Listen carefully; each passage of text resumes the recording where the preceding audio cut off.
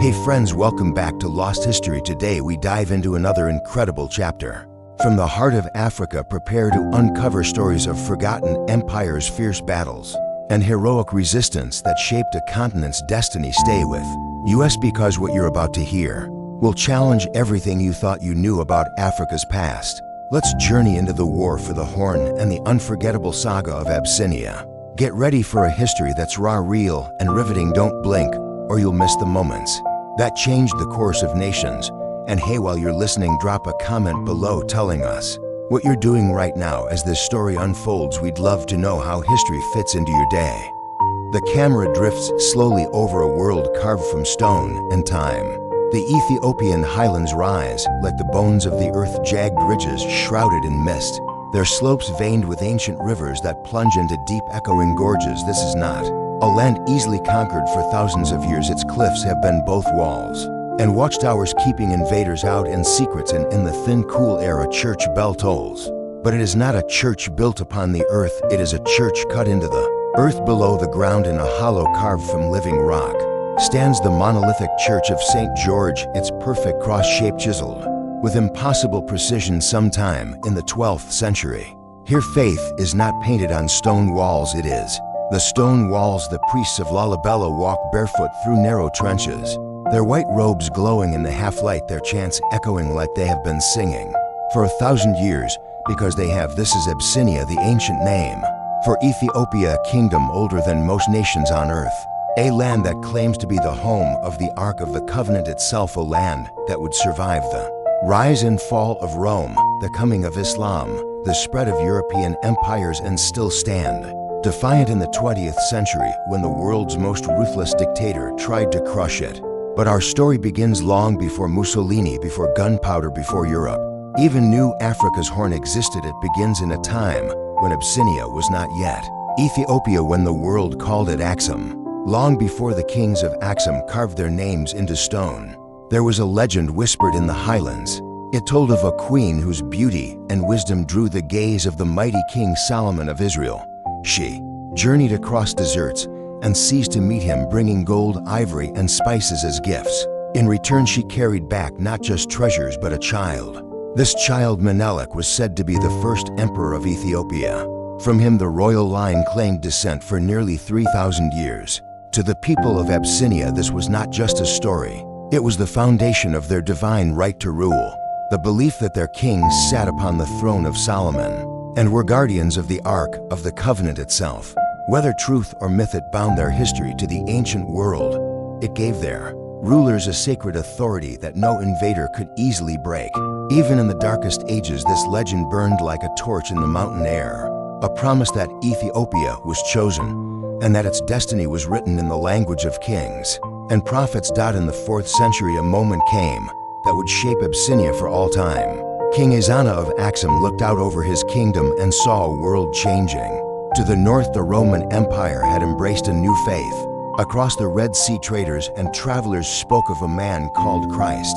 Ezana converted to Christianity and declared it the religion of his realm. Stone stelae that once bore the symbols of ancient gods now carried the cross. Churches rose beside markets and royal courts. Priests walked the same caravan roads as merchants, carrying scripture instead of silk. Ethiopia became one of the first nations on earth to embrace Christianity as a state faith. In the centuries that followed, its kings would see themselves not only as rulers, but as protectors of a sacred trust. The church became a pillar of the empire. Its chants echoed from stone walls hewn into the mountains. Its manuscripts painted in vivid colors preserved stories from both the Bible and the land's own past. This faith would be tested by war, famine, and invasion, but it would endure as the crown's twin, a symbol of unity and a weapon against those who sought to erase Abyssinia from the map. By the early 16th century, the highlands of Abyssinia stood surrounded by a changing world. To the east and south, the Adil Sultanate had risen, a Muslim power with its own ambitions for the Horn of Africa. For generations, there had been skirmishes along the border, but now a new leader emerged, one who would turn the borderlands into a battlefield. Ahmad ibn Ibrahim al-Ghazi, known as Ahmad Gragn, the Left-Handed, launched a holy war against the Christian kingdom. His armies swept through the lowlands and into the mountains, armed with matchlock muskets supplied by the Ottoman Turks. Towns, burned monasteries fell and ancient churches were looted. For the first time in centuries, Abyssinia faced an enemy who could match its strength and outgun its warriors. Villages fled into the highlands, seeking shelter in remote valleys. The empire's survival hung by a thread. It was a war not only for land, but for the soul of the Horn. And in the midst of the fire, Abyssinia would be forced to look beyond Africa for salvation. The year was 1529, when Ahmad Gragan's campaign began in earnest, and by the early 1530s, the heart of Abyssinia lay in peril. The Adal armies moved with a speed and ferocity that stunned. The highland defenders, villages along the trade routes were turned to ash, crops were trampled under the boots of soldiers. Monasteries that had stood for centuries became smoking ruins, their priceless manuscripts scattered to the wind. Gragan's men carried the thunder of the Ottoman arquebus, a weapon few Abyssinian warriors had ever seen. Against the crack of gunpowder, the traditional spears and swords of the highlands seemed powerless. The royal court was forced to retreat ever deeper into the mountains, abandoning fertile plains to the enemy. The once bustling markets of Axum and Lalibela grew silent. Pilgrimages halted. Bells that had rung for centuries no longer called the faithful to prayer. The siege was not a single battle, but a slow, crushing grip on the kingdom. Each month another province fell. Each season more families wandered the highland paths with no home to return to. By the mid-1530s, the empire was fractured, its armies exhausted. It was in this moment of desperation that messengers were sent north to the Red Sea coast with a plea for aid. Their destination was the Portuguese outpost in the far reaches of the Indian Ocean trade network. Abyssinia was ready to call upon a distant Christian power to help drive back the tide. It was a gamble that would change the fate of the war and the future of the Horn forever. The messengers who left the mountains carried letters sealed with the mark of the Ethiopian Emperor Galadues. They crossed burning lowlands and slipped past enemy patrols to reach the Red Sea. There they found Portuguese merchants and Jesuit priests who had been sailing between India and the Arabian coast. The message they carried was simple yet urgent. Abyssinia, the ancient Christian kingdom of Africa, was on the brink of destruction. It needed men, weapons, and the blessings of Christendom. In Lisbon, the call for aid was heard by King João III. To the Portuguese crown, Abyssinia was more than a distant ally. It was a living symbol of Christian endurance, surrounded by the growing tide of Islam, and a potential partner in controlling the spice routes of the East.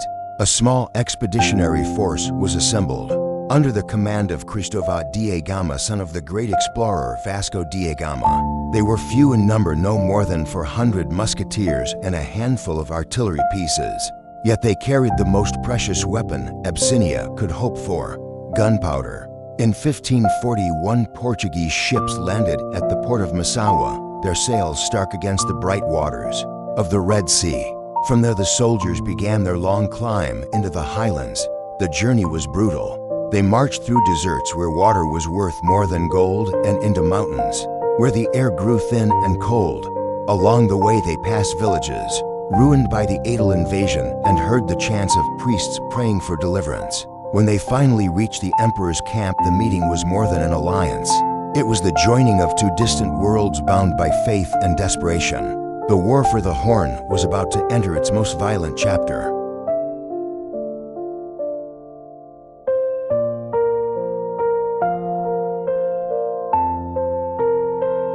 By the early months of 1895, tensions between Italy and Ethiopia had hardened into open hostility. The Treaty of Wuchel, signed 6 years earlier, was now the center of the storm.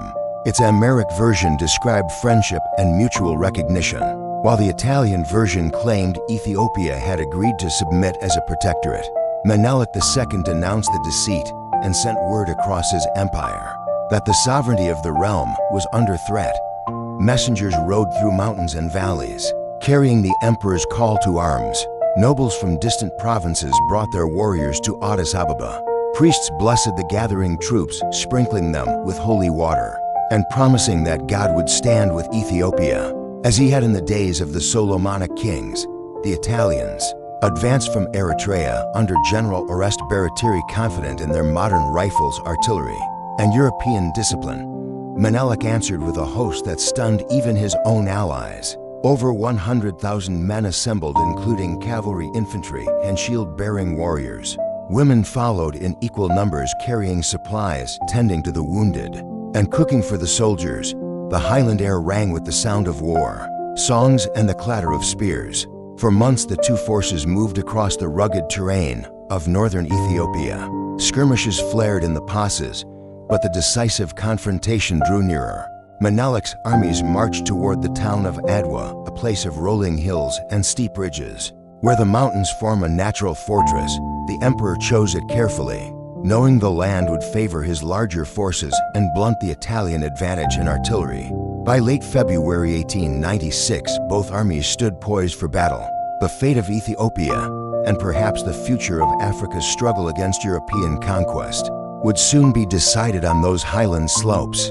On the morning of March 1, 1896, the sun rose over the jagged peaks round Adwa, casting long shadows across the valleys where the great armies faced one another. Menelik commanded a force unlike anything Ethiopia had fielded before. Warriors from every corner of the empire stood ready: Amhara, Oromo, Tigray, and Somali, and more, each bearing their own banners and war songs, but united under one purpose. Many carried rifles, both modern and old. Others held spears, swords, and shields, but all carried the weight of defending their homeland.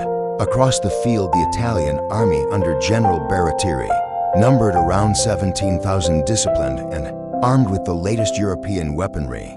They believed their superior training and firepower would shatter the Ethiopians, as had happened to so many African armies before them. At dawn, the Italians moved forward in 3 separate columns, hoping to catch the Ethiopian forces by surprise. Instead, they found themselves spread thin and facing enemies who knew the terrain intimately. Ethiopian scouts had tracked their movements through the night, and Menelik ordered his commanders to strike hard before the Italians could regroup. Ras Makanan, Ras Alula, and Empress Tetu's forces surged forward from the ridges. Gunfire and war cries rolled through the mountains as the Ethiopians attacked from multiple sides. The Italian columns found themselves trapped in narrow valleys under fire from heights they could not reach. Cavalry charges broke through their lines while riflemen poured bullets into the mass of enemy soldiers. By midday, the Italian positions were collapsing. Menelik's forces pressed relentlessly, capturing artillery pieces and cutting off escape routes. The battlefield became a rout as surviving Italian soldiers fled toward Eritrea, pursued by Ethiopian cavalry. When the sun finally dipped behind the hills, the scale of the victory was clear. Thousands of Italian soldiers lay dead or captured while Ethiopia's independence remained intact. The Battle of Adwa was not just a triumph for Menelik II. It was a moment that reverberated across the world, inspiring anti-colonial movements from Africa to Asia and securing Ethiopia's place as the only African nation to decisively defeat a European colonial power in the Age of Empire.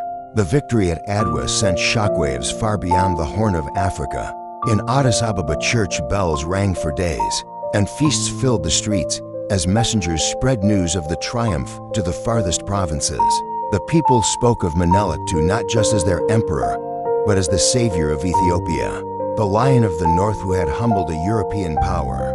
Across Africa and the wider world, newspapers carried the story of an African army defeating modern colonial forces. Leaders and thinkers from the Caribbean to India cited Adwa as proof that imperial domination could be resisted. For Menelik, the victory was more than symbolic. It gave him leverage in the diplomatic sphere. Italy was forced to recognize Ethiopia's full sovereignty in the Treaty of Addis Ababa, signed in October 1896. Other European powers moved quickly to establish formal relations, sending envoys, gifts, and trade offers.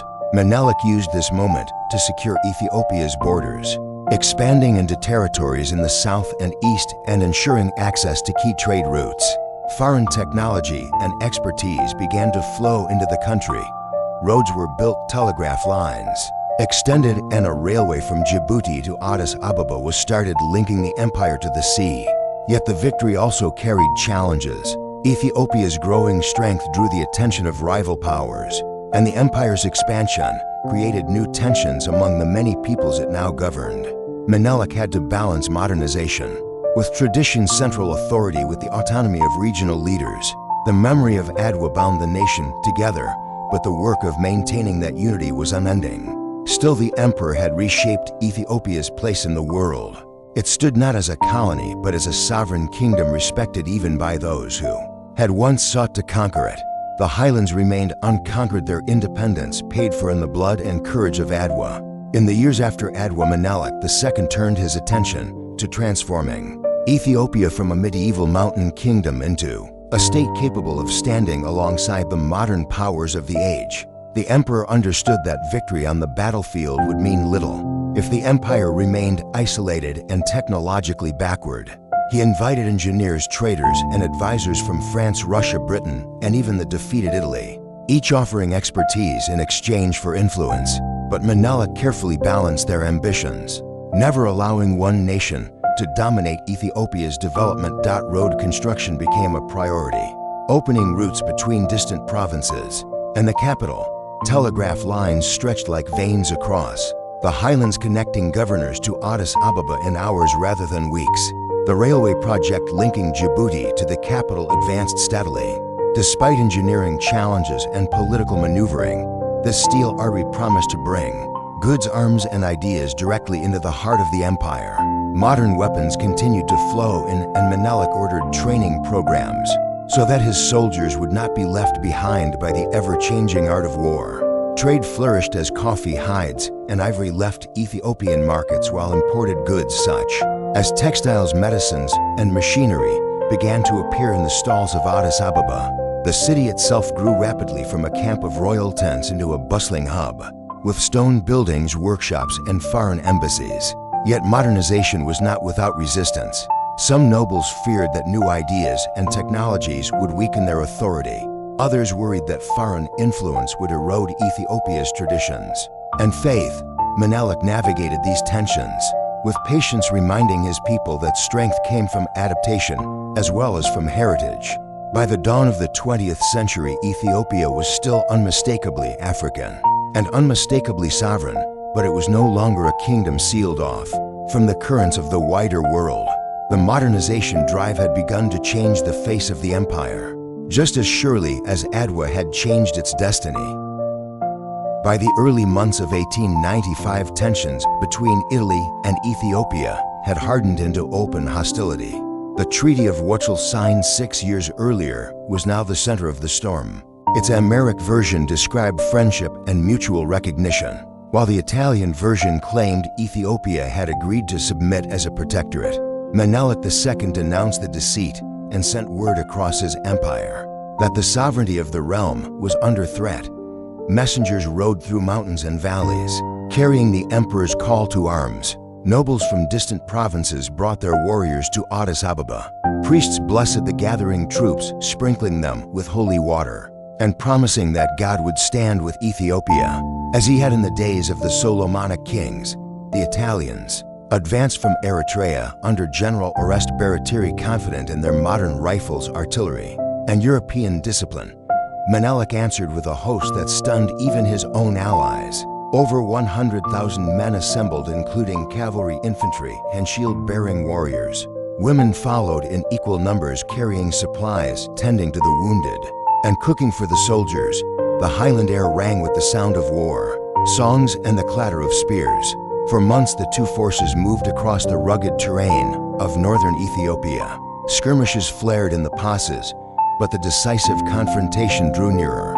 Menelik's armies marched toward the town of Adwa, a place of rolling hills and steep ridges.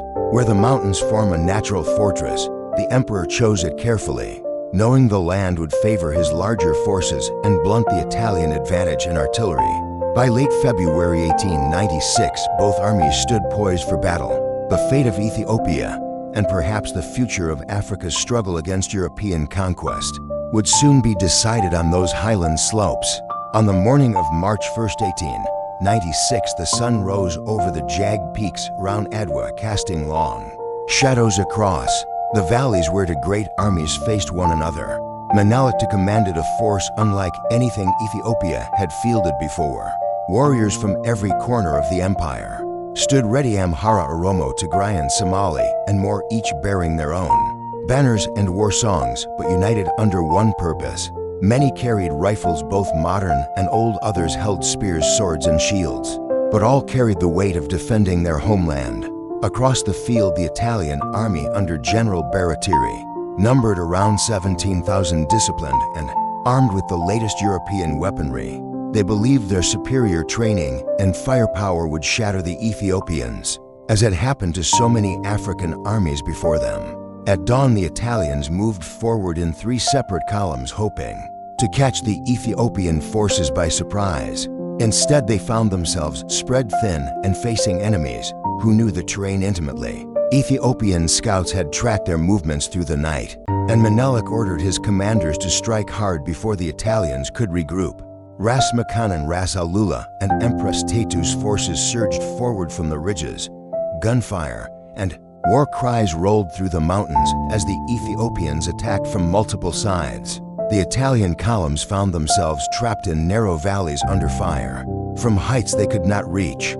Cavalry charges broke through their lines while riflemen poured bullets into the massive enemy soldiers. By midday, the Italian positions were collapsing. Menelik's forces pressed relentlessly, capturing artillery pieces and cutting off escape routes. The battlefield became a rout as surviving Italian soldiers fled toward Eritrea, pursued by Ethiopian cavalry. When the sun finally dipped behind the hills, the scale of the victory was clear. Thousands of Italian soldiers lay dead or captured while Ethiopia's independence remained intact. The Battle of Adwa was not just a triumph for Menelik II. It was a moment that reverberated across the world, inspiring anti-colonial movements from Africa to Asia and securing Ethiopia's place as the only African nation to decisively defeat a European colonial power in the Age of Empire.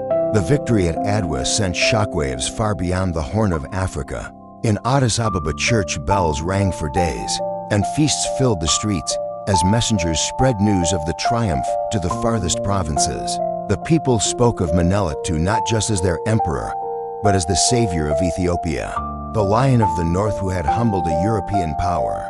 Across Africa and the wider world, newspapers carried the story of an African army defeating modern colonial forces. Leaders and thinkers from the Caribbean to India cited Adwa as proof that imperial domination could be resisted. For Menelik II, the victory was more than symbolic. It gave him leverage in the diplomatic sphere. Italy was forced to recognize Ethiopia's full sovereignty in the Treaty of Addis Ababa, signed in October 1896.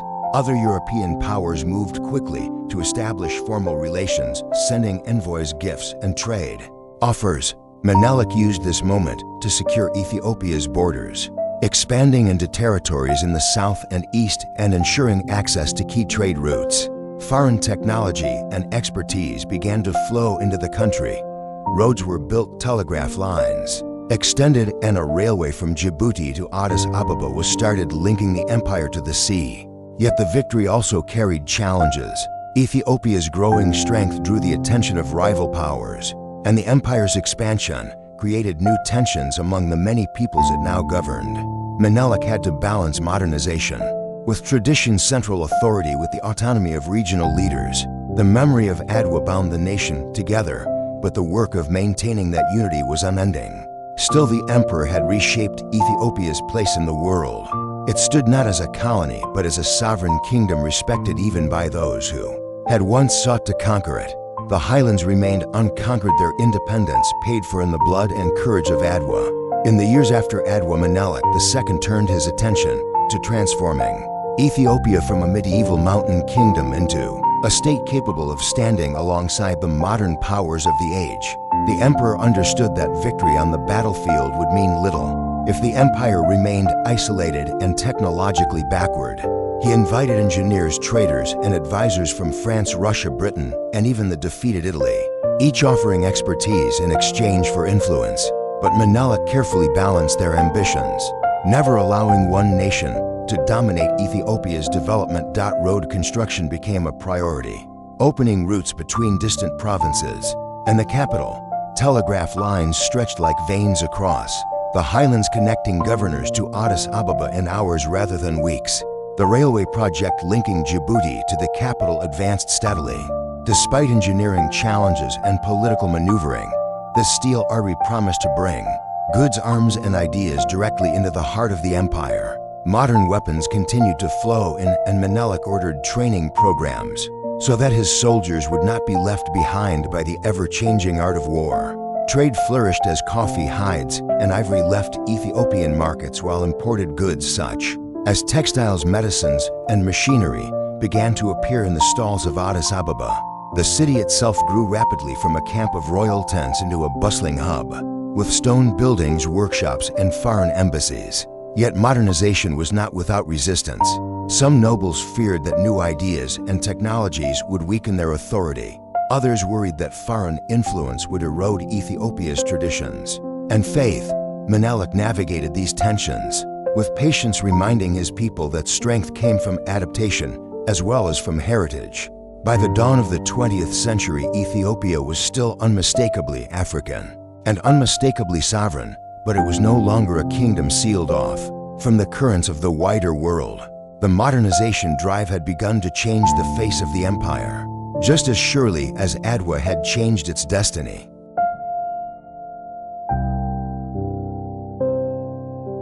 As the 20th century opened, Ethiopia stood proud and independent, yet the world around it was changing in ways that would soon test the empire's strength again. European colonialism in Africa had reached its peak, and the Horn remained one of the few places not fully carved into foreign possessions. Britain tightened its grip on Sudan and Egypt. France consolidated its control in Djibouti and Somalia, while Italy nursed the wound of Adwa and fortified its hold over Eritrea and Italian Somaliland. The borders of Ethiopia were now ringed by colonial armies, whose governments watched for any sign of weakness.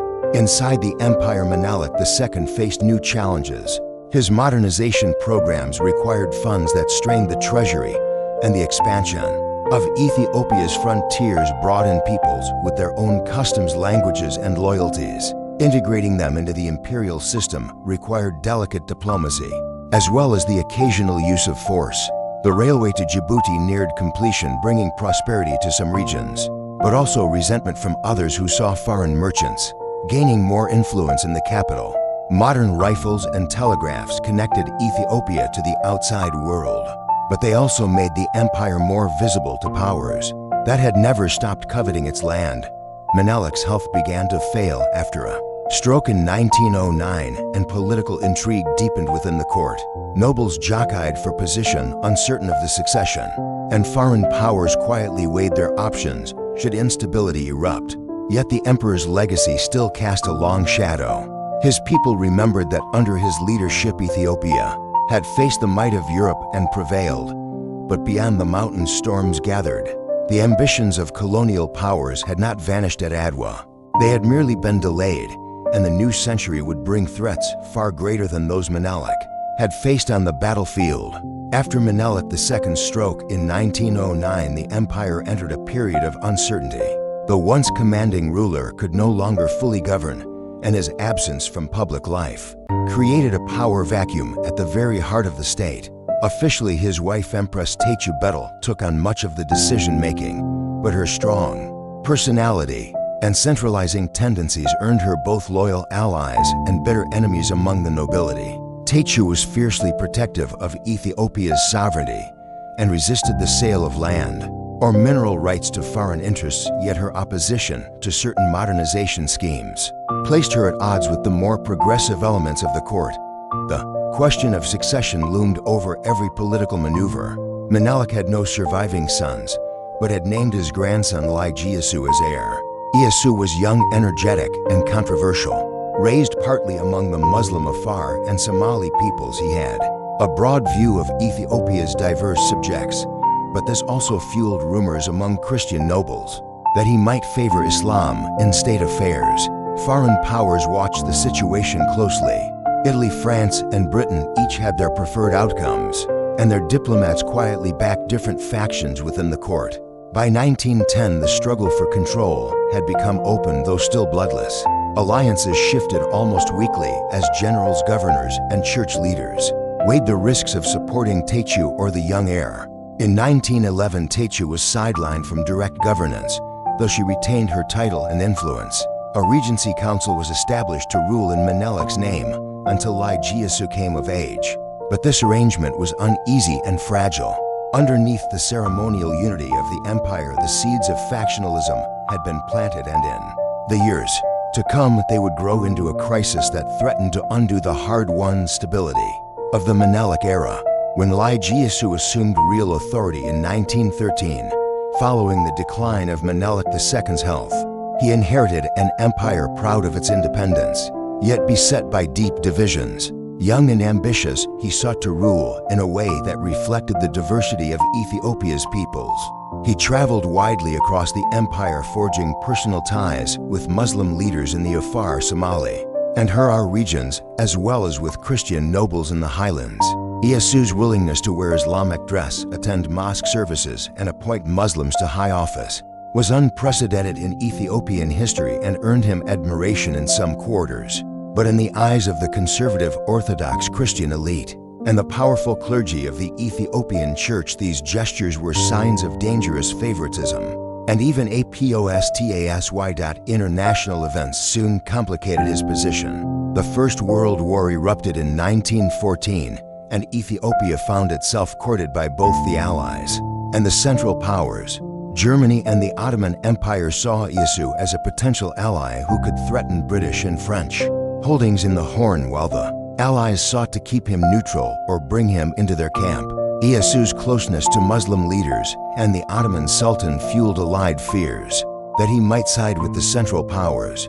Foreign newspapers began calling him the Caliph of Ethiopia, a label that alarmed the church and nobility even more. At home, Iyasu continued efforts to modernize the army and expand infrastructure, but his style of rule alienated many provincial governors who feared losing autonomy. The combination of foreign suspicion and domestic mistrust reached a breaking point in 1916, when a coalition of nobles, church leaders, and generals accused him of converting to Islam and betraying the Orthodox faith.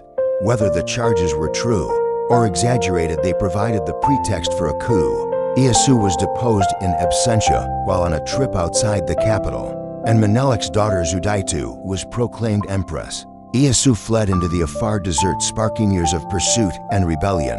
But his brief reign had left a mark as a moment when Ethiopia might have taken a dramatically different path in religion, politics, and foreign alliances. In 1916, the throne passed to Empress Zudaitu, daughter of Menelik II, after the deposition of Lijiesu. She was a devout Orthodox Christian, and her rise to power was intended to restore stability and reassure both the nobility and the church that Ethiopia would remain firmly within the traditions of its past. Yet Zudaitu's rule was not one of absolute personal authority. Alongside her stood Rastafari Makanan, the energetic and modern-minded regent, who would later become Emperor Haile Selassie. The arrangement was a delicate balance. Zudaitu embodied Ethiopia's religious and cultural heritage, while Rastafari represented reform diplomacy and engagement with the outside world.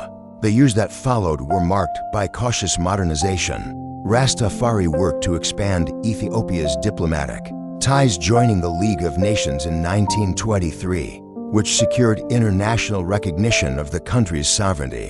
He encouraged the introduction of Western education and sought to reform the legal system, while maintaining careful relations with foreign powers.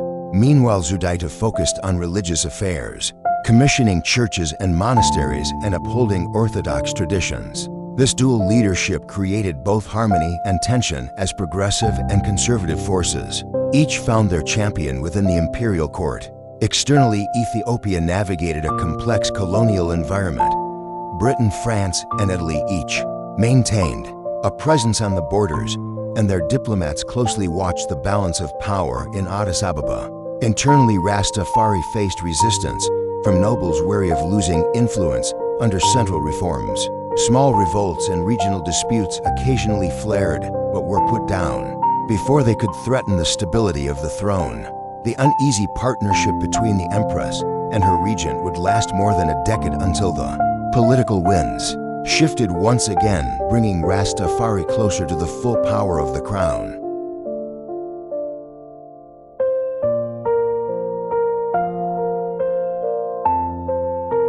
By the late 1920s, Rastafari Makanan had become the central figure in Ethiopia's political life.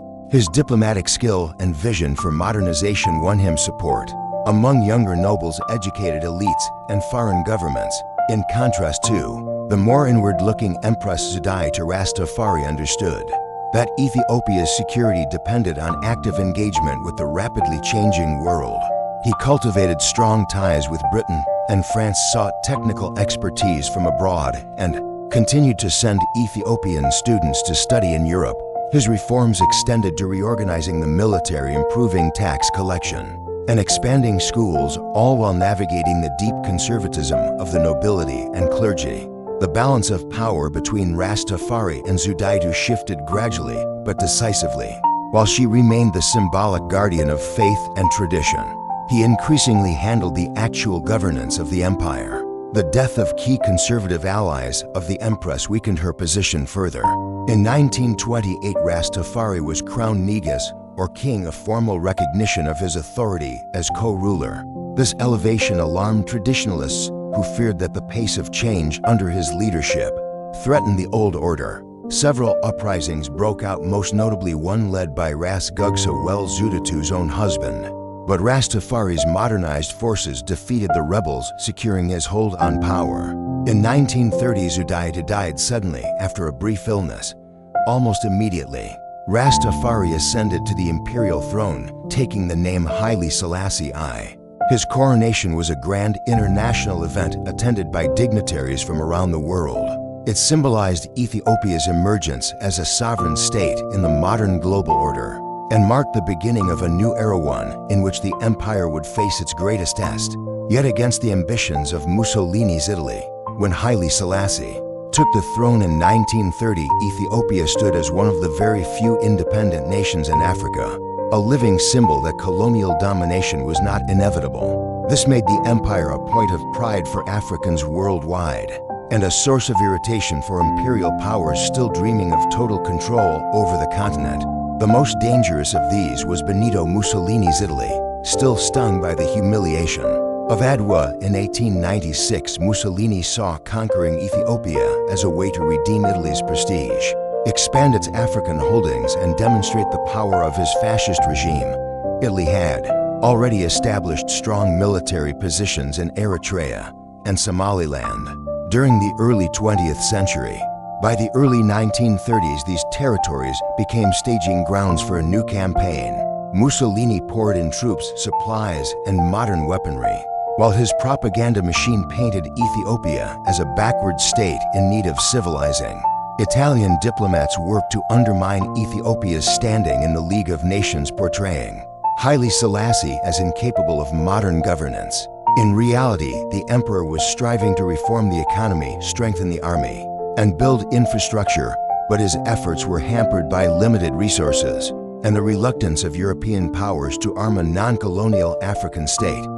Tensions escalated in 1934 when a clash between Ethiopian and Italian forces at Wal in the Ogaden gave Mussolini the pretext he needed. Italy accused Ethiopia of aggression and began openly preparing for war. Haile Selassie appealed to the League of Nations, invoking collective security and international law, but the great powers hesitated. Britain and France feared alienating Mussolini and driving him closer to Hitler. Their half-hearted diplomatic efforts gave the Italians the breathing room they needed to plan a full-scale invasion. Ethiopia was about to face not only an enemy bent on conquest, but also the bitter reality that the promises of the international system were far weaker than they appeared. In October 1935, Mussolini launched his invasion of Ethiopia, unleashing one of the most brutal colonial wars of the interwar period. Italian forces poured across the northern frontier from Eritrea under Marshal Emilio di Bono, while another army advanced from Italian Somaliland in the southeast.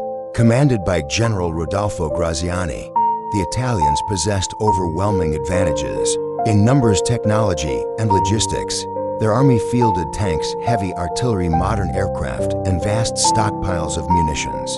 The Ethiopian forces, though courageous, were mostly armed with rifles. From the late 19th century, and had little air support or mechanized transport, Haile Selassie mobilized the empire's provincial armies, calling upon nobles and governors to rally their men in defense of the realm.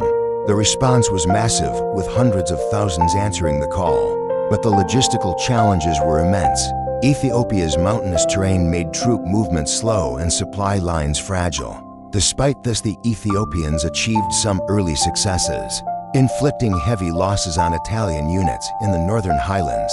But the Italians quickly adapted. By early 1936, Mussolini had authorized the widespread use of chemical weapons, including mustard gas dropped from the air in violation of international law. These attacks devastated Ethiopian formations, poisoned rivers, and killed civilians and livestock alike. The League of Nations condemned Italy and imposed limited sanctions, but they were riddled with loopholes, oil, steel, and other critical war materials continued to flow to Mussolini's armies. Britain and France avoided direct confrontation, fearing it would drive Italy into Hitler's camp. Haile Selassie personally led troops in the field at the Battle of Mechu in March 1936, but was forced to retreat after a fierce fight. With the road to Addis Ababa open and resistance faltering, the emperor faced a terrible choice: remain and risk capture, or go abroad to plead for Ethiopia's cause. In May 1936, Italian troops entered the capital, marking the formal start of the occupation and the beginning of a long and bitter struggle for liberation. In May 1936, as Italian forces closed in on Addis Ababa, Haile Selassie made the painful decision to leave his homeland. It was not an act of surrender, but a strategic move to continue the fight from abroad. Accompanied by members of his family and a small entourage, he traveled by train to Djibouti and then by ship to Europe. The emperor's destination was Geneva, where the League of Nations convened. He intended to speak directly to the world's leaders and expose the brutality of the Italian invasion. In June 1936, Haile Selassie delivered one of the most famous speeches in modern history before the League's assembly. Speaking calmly but firmly, he described the indiscriminate bombing of villages, the use of poison gas, and the destruction of Ethiopia's independence. He warned that if the League failed to act against Italy, no nation would be safe from aggression. His closing words, "That it is us today, it will be you tomorrow," were a prophetic condemnation of the appeasement policies taking hold in Europe. The speech drew international attention and sympathy, but in practical terms it achieved little. Sanctions on Italy remained weak, and key powers continued to avoid direct confrontation. While in exile, Haile Selassie established a government in exile in Britain. He maintained contact with Ethiopian resistance fighters known as the Arbignac, or Patriots, who waged guerrilla war against the Italian occupation. The emperor also worked tirelessly to keep Ethiopia's plight alive in the global press, giving interviews and meeting with anti-fascist activists. For many Africans and people of African descent around the world, he became a symbol of defiance against colonialism. Yet for all the moral support he received, the reality was stark. Ethiopia remained under Italian control, and the road to liberation would depend on global events, far beyond the emperor's power to shape. The Italian occupation of Ethiopia from 1936 to 1941 was marked by a combination of grand imperial ambition and brutal repression. Mussolini declared the creation of Africa Oriental Italiana, Italian East Africa, combining Ethiopia with Eritrea and Italian Somaliland into a single colonial entity. Addis Ababa was transformed into the administrative center, and the Italians began building roads, airfields, and government buildings intended to showcase the modernity of fascist rule. They portrayed themselves as bringers of progress, but this veneer could not hide the reality of oppression. The occupying forces ruled through military authority, with Italian officials replacing Ethiopian administrators and dismantling traditional systems of governance. Land was confiscated for Italian settlers, while Ethiopian nobles and officials who refused to collaborate were imprisoned or executed. The use of racial laws segregated public spaces, and restricted Ethiopian access to education and employment in skilled professions. Propaganda attempted to present Mussolini as a benevolent leader, but resentment ran deep among the population. Resistance simmered from the start. The Arbignac Ethiopian patriots operated in the countryside, launching ambushes on Italian patrols and disrupting supply lines. The Italians responded with collective punishments, including mass executions, destruction of villages, and the use of chemical weapons, even after the formal conquest. One of the most infamous episodes occurred in February 1937, after an assassination attempt on the Italian Viceroy Rodolfo Graziani in Addis Ababa. Italian forces massacred thousands of civilians in the capital over the course of 3 days in what became known as Yekate 12. This atrocity deepened Ethiopian resolve to resist and ensured that the occupation would never be secure despite Mussolini's proclamations of victory. By the late 1930s, the Italian occupation of Ethiopia was facing growing instability. Despite Mussolini's claims that the empire was firmly under fascist control, resistance from the Arbignac continued to disrupt communications and ambush convoys in remote highland regions. Italian garrisons were forced to devote large numbers of troops to counterinsurgency operations, draining resources from other colonial projects. The costs of maintaining the occupation were rising steadily at the same time that Europe was sliding toward a wider war. Haile Selassie, in exile, kept up diplomatic pressure by cultivating ties with anti-fascist governments and movements. His fortunes began to shift after 1939, when World War II erupted, and Mussolini aligned Italy with Nazi Germany.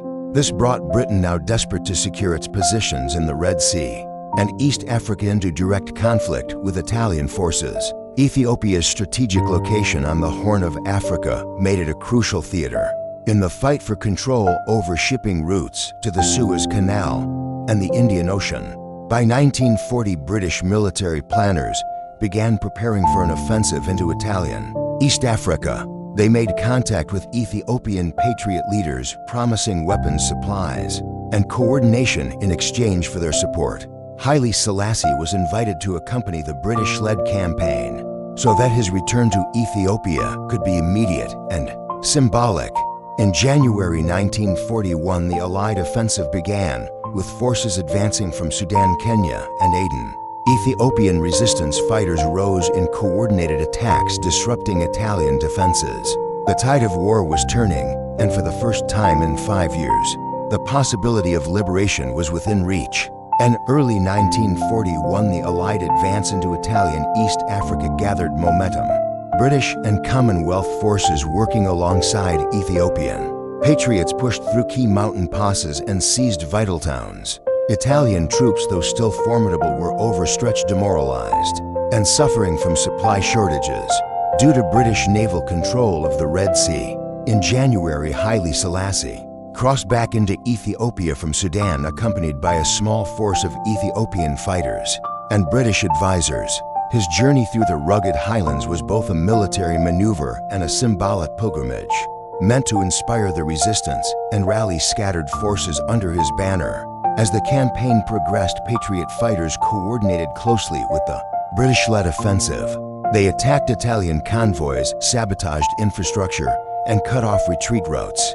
By April, the Allies had captured Addis Ababa without heavy fighting.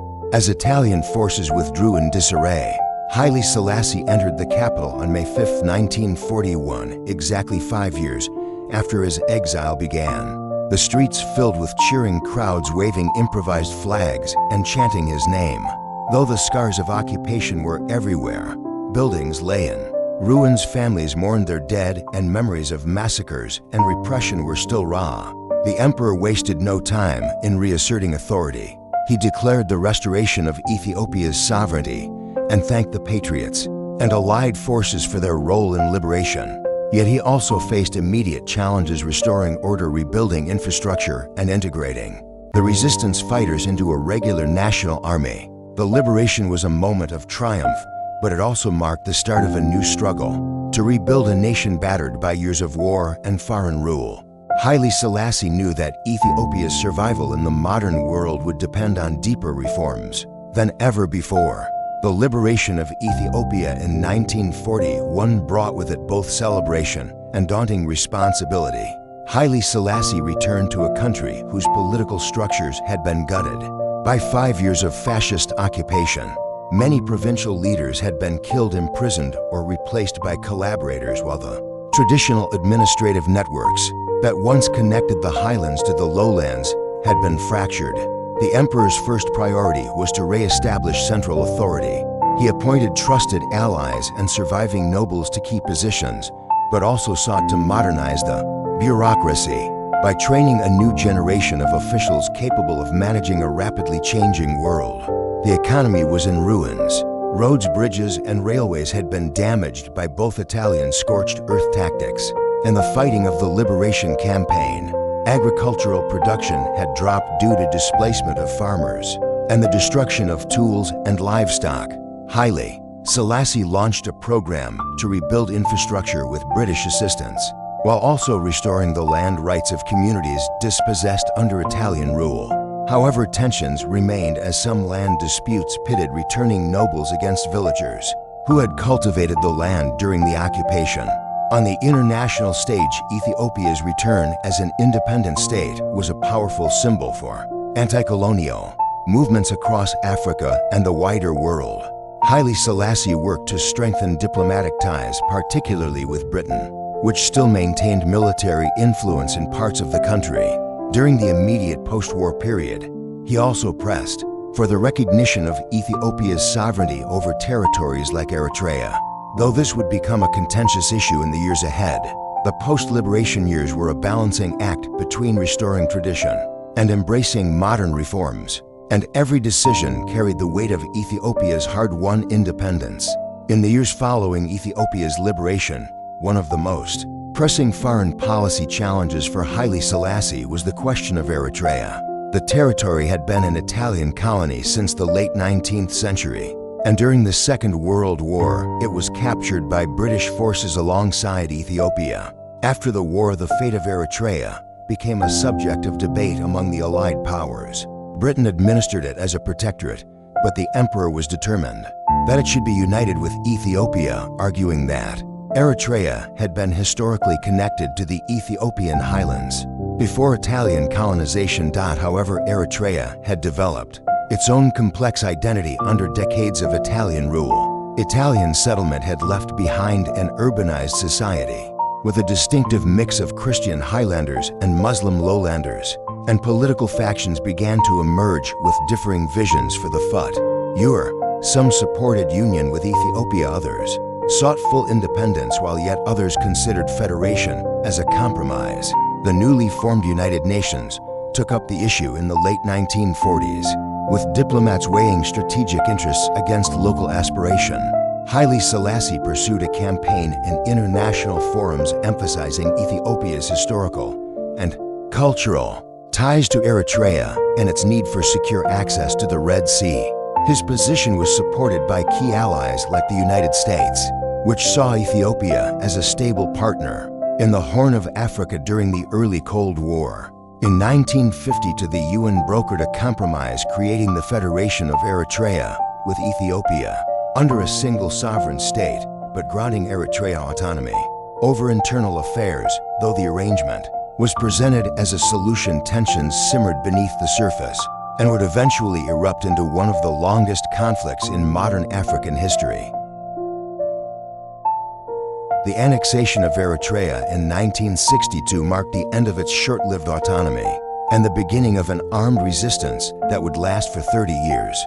Many Eritreans saw the move not only as a violation of the United Nations brokered federation agreement, but also as an attack on their cultural identity and political rights. Discontent quickly evolved into organized opposition. Early resistance began with small underground networks distributing pamphlets and rallying support in rural areas, but it soon shifted toward guerrilla warfare as peaceful appeals were met with repression. One of the first significant armed groups to emerge was the Eritrean Liberation Front, or ELF, founded in the early 1960s.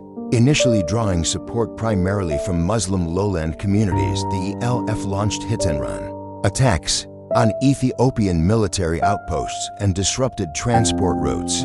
They used the rugged mountains and arid plains to their advantage, making it difficult for Ethiopian forces to secure the territory.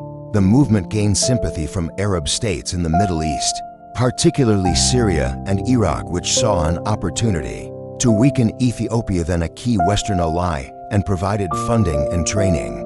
Throughout the 1960s, the conflict intensified. Ethiopia responded with military crackdowns, curfews, and mass arrests, but the ELF continued to expand, recruiting Christian Highlanders as well as lowland fighters. The struggle began to take on both nationalist and ideological dimensions as liberation rhetoric merged with broader currents of anti-colonialism sweeping across Africa. By the decade's end, new factions were forming within the movement, laying the groundwork for future divisions and the eventual rise of an even more formidable force, the Eritrean People's Liberation Front. The war for Eritrea's independence had begun, and there was no turning back.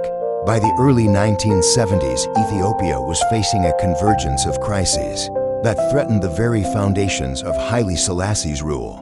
The long war in Eritrea was draining the state's finances and military resources, while discontent was spreading in other regions of the empire. In the Ogaden, Somali nationalists, backed by Somalia's government, were agitating for independence or unification with a greater Somalia.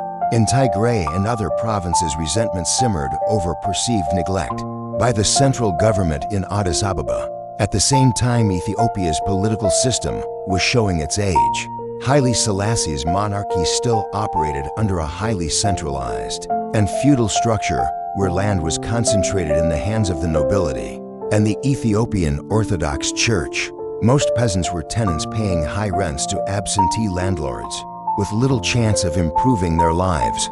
Modern education was expanding, but this only fueled frustration among a growing class of educated youth who saw no meaningful political reform on the horizon. In 1973, a devastating famine struck the northern provinces of Wallo and Tigray, killing hundreds of thousands. Government mismanagement and suppression of information deepened public outrage, especially when the emperor was shown on state television feeding his pet lions, while rural Ethiopians starved. The international press seized on the contrast, painting Haile Selassie as out of touch and indifferent to his people's suffering. Meanwhile, in the armed forces, younger officers were increasingly critical of corruption, poor pay, and outdated equipment. Influenced by revolutionary movements abroad, they began to see themselves as the guardians of national salvation. The stage was being set for a political earthquake, one that would end the ancient Solomonic dynasty and plunge Ethiopia into a new and turbulent era. In 1974, the slow-burning discontent across Ethiopia erupted into a full-scale revolution. The spark came from a series of mutinies in the armed forces, beginning with soldiers in Negel who protested poor conditions and unpaid allowances. Their grievances resonated with other units, and soon military unrest spread to bases across the country. At the same time, student demonstration strikes and protests against rising food prices and government corruption were paralyzing the capital. Haile Selassie's long reign was entering its final days. Amid the chaos, a committee of junior and mid-ranking military officers began coordinating their actions. This body, calling itself the Coordinating Committee of the Armed Forces, Police, and Territorial Armies, soon became known simply as the Derg, meaning Committee in Giez. Initially, they claimed their mission was to restore order and address corruption, not to overthrow the monarchy. But as their power grew, they started arresting high-ranking officials, ministers, and members of the royal family, consolidating control over the state apparatus. By September 1974, the Derg moved decisively. Haile Selassie was deposed and taken to the Jubilee Palace under house arrest, ending the nearly 3,000-year-old Solomonic dynasty. The Derg abolished the monarchy, declared Ethiopia a socialist state, and aligned itself with Marxist-Leninist ideology, though its exact political vision was still fluid. In the months that followed, it executed dozens of former officials in what became known as the November Red Terror, precursor and ominous signal of the bloodshed to come. While many Ethiopians initially welcomed the end of imperial rule, hoping For land reform and social justice, the reality of military dictatorship soon began to set in. The Derg faced the impossible task of fighting multiple insurgencies, managing famine, and restructuring society, all while struggling to hold on to power in an increasingly hostile and polarized nation. One of the Derg's first major acts after seizing power was to address the long-standing agrarian inequality that had fueled rural discontent for generations. In March 1975, the military government issued a sweeping proclamation nationalizing all rural land and abolishing tenancy. The slogan "Land to the Tiller" became the rallying cry for the new regime. Landlords lost their estates without compensation, and peasants were granted the right to farm plots distributed through newly created peasant associations. The reform was revolutionary in scale. For centuries, Ethiopia's feudal land system had concentrated property in the hands of the nobility, the church, and the crown. Most farmers were tenants who paid rent in crops or labor, often leaving them with barely enough to survive. By eliminating private ownership, the Derg sought to break the economic power of the aristocracy and win support from the rural majority, which made up over 80% of the population. At first, the policy was popular in the countryside. Land seizures were often carried out with enthusiasm, and in some areas peasants physically expelled former landlords. However, the state's insistence on central control quickly became apparent. Peasant associations were not truly independent. They were instruments of the government tasked with enforcing political loyalty, collecting taxes, and mobilizing labor for state projects. The absence of private ownership also meant farmers had little incentive to invest in long-term improvements, and bureaucratic inefficiency hindered productivity. While the Derg hailed the reform as a socialist triumph, it was implemented during a time of growing instability. Multiple insurgencies, including the Eritrean struggle for independence and the Tigrayan rebellion, continued to expand. The new regime had redistributed land, but it had not solved the deeper political fractures, threatening to tear the country apart. By 1976, the Derg's grip on Ethiopia was being challenged, not only by armed insurgencies in the countryside, but also by political rivals in the cities. Chief among these was the Ethiopian People's Revolutionary Party, or EPRPA, Marxist-Leninist group that opposed the military's authoritarianism and called for a civilian-led socialist government. What began as political competition soon spiraled into open violence. The Derg, led by its increasingly dominant chairman, Mengistu Haile Mariam, declared that revolutionary justice was needed to eliminate counter-revolutionaries. In practice, this meant the launch of a brutal campaign of arrests, torture, and executions that became known as the Red Terror. Neighborhoods in Addis Ababa and other cities were patrolled by armed cadres loyal to the regime. Suspected opponents were rounded up, often with little or no evidence, and in many cases shot on the spot. The campaign was marked by a climate of fear and public intimidation. Bodies of the executed were left in the streets as warnings, with placards hanging from their necks reading "Enemy of the Revolution." Families were often forced to reimburse the state for the cost of the bullets used to kill their loved ones. Thousands of young people, especially students, vanished into prisons or mass graves. While the Derg claimed the Red Terror was necessary to defend the revolution, it alienated much of the urban population and deepened Ethiopia's political fractures. The violence also pushed many EPRP members and other dissidents into the armed struggle, swelling the ranks of rural insurgent groups. By the end of the campaign, the regime had secured control over the capital, but at the cost of immense human suffering and a legacy of trauma that would haunt the nation for decades. By the late 1970s, the war in Eritrea had shifted from a localized insurgency to a full-scale battle for independence. The Eritrean Liberation Front, which had dominated the struggle in the 1960s, was now sharing the battlefield with the newer and more disciplined Eritrean People's Liberation Front, or EPLF. Unlike the ELF, which was loosely organized along regional and religious lines, the EPLF developed a centralized command structure, strict discipline among its fighters, and an ideology that blended nationalism with elements of Marxism. The Derg viewed the Eritrean movement not merely as a separatist rebellion, but as an existential threat to the Ethiopian state. In response, it poured resources into the conflict, deploying tens of thousands of troops and heavy weaponry to the north. The war soon became one of the most intense theaters of conflict in Africa. Towns like Massawa and Keren changed hands multiple times, and the rugged Sahel region became the EPLF's stronghold, a network of underground bunkers, hospitals, and workshops sustaining the fighters.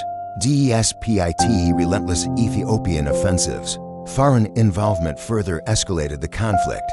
The EPLF and ELF received varying degrees of support from Arab states, particularly Syria, Iraq, and Libya, which saw the war as part of the wider struggle against pro-Western regimes. Ethiopia, meanwhile, had begun shifting away from its historic ties to the United States and toward the Soviet Union, which by 1977 was supplying massive amounts of arms, advisors, and training to the Derg's forces. Despite the influx of Soviet weaponry, the Ethiopian army struggled to dislodge the EPLF. The guerrillas' mobility, knowledge of the terrain, and ability to win local support allowed them to absorb heavy losses and regroup. By the end of the decade, it was clear that the Eritrean War would not be a short campaign, but a grinding struggle that would bleed Ethiopia's military for years to come. In 1977, Ethiopia found itself fighting not only in the north against the Eritrean insurgents, but also in the southeast against a major external invasion. The Ogaden region, a vast arid territory inhabited mostly by ethnic Somalis, had long been claimed by Somalia as part of its vision for a greater Somalia. When Ethiopia was weakened by internal unrest, Somali leader Syed Barre saw his opportunity. In July 1977, the Somali National Army, supported by the Western Somali Liberation Front, launched a full-scale offensive into the Ogaden. Somalia's forces were well prepared and initially highly effective, armed with modern Soviet weapons and supported by experienced officers. They quickly overran much of the Ogaden, capturing key towns including Jijiga. Ethiopian units, many of them poorly equipped and demoralized from other fronts, were forced into a fighting retreat. By the autumn of 1977, Somalia controlled over 90% of the region and appeared poised for total victory. The war took an unexpected turn when the Soviet Union abruptly switched sides. Having previously armed both Ethiopia and Somalia, Moscow decided that Ethiopia under the Derg was the better long-term partner. The Soviets cut off military aid to Somalia and poured massive support into Ethiopia, including tanks, artillery, aircraft, and thousands of Cuban troops sent to fight alongside Ethiopian forces. This international intervention transformed the conflict.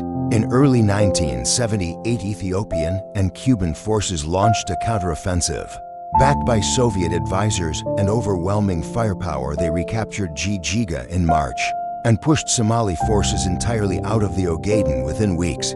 The war was a humiliating defeat for Somalia and a major propaganda victory for the Derg, which portrayed it as proof of Ethiopia's resilience and socialist solidarity. However, the victory came at a heavy cost, draining Ethiopia's resources and deepening its dependence on Soviet military aid. After the Ogaden War, the Derg sought to consolidate its grip on Ethiopia by deepening its commitment to Marxist-Leninist principles and restructuring the state along socialist lines. Mengistu Haile Mariam, now the undisputed leader of the regime, declared that Ethiopia was on an irreversible path toward building a workers' state. The government intensified its propaganda efforts, portraying the Derg as the vanguard of a revolution that would eradicate feudalism, imperialism, and capitalism. One of the most ambitious projects was the creation of state-controlled mass organizations meant to bring every segment of the population under political supervision. These included the All Ethiopia Trade Union for Workers, the Revolutionary Ethiopia Women's Association for Women, and the Revolutionary Ethiopia Youth Association for Students and Young People. These bodies were not independent advocacy groups, but instruments of mobilization, indoctrination, and surveillance. Membership was often mandatory for access to jobs, education, or government services. The Derg also moved to centralize the economy. All major industries, banks, and large-scale enterprises were nationalized. Urban land and extra houses were confiscated under the Urban Land Reform Proclamation of 1975. Rents were slashed and state housing committees took over property management. In the countryside, collectivization campaigns began to take shape, with the government pushing farmers towards state farms and producer cooperatives, although resistance to these measures was widespread. While the regime claimed these policies would modernize Ethiopia and ensure equality, the reality was more complex. Bureaucratic inefficiency, corruption, and lack of incentives slowed production in both agriculture and industry. The heavy emphasis on political loyalty over technical skill meant that competent managers were often replaced by party loyalists. Meanwhile, insurgencies in Eritrea, Tigray, and other regions continued to sap resources and destabilize the countryside, making the dream of a unified socialist state increasingly elusive.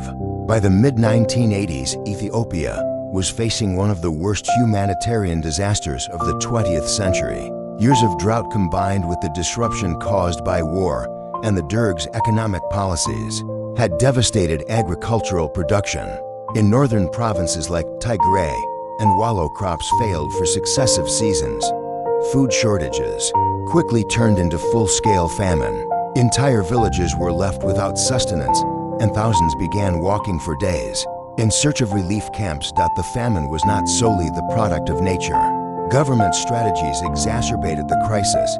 Military campaigns in insurgent-held areas disrupted farming cycles as men were conscripted and fields were abandoned. Transport infrastructure was poor, and relief aid was often blocked or diverted for political reasons. In some cases, the Derg withheld food from rebel-controlled regions to weaken the insurgencies, even if it meant starving civilians. As international media began to cover the famine in 1980 for shocking images of emaciated children, and mass graves reached the world, the global outcry prompted a massive humanitarian response. Concerts like Live Aid raised millions of dollars, and aid agencies flooded into Ethiopia. However, the Derg used much of this assistance to further its own political agenda. One of the most controversial policies was the resettlement program launched in late 1984. The government claimed it aimed to move famine-affected populations from the drought-prone north to more fertile areas in the south and west. In practice, the operation was chaotic and coercive.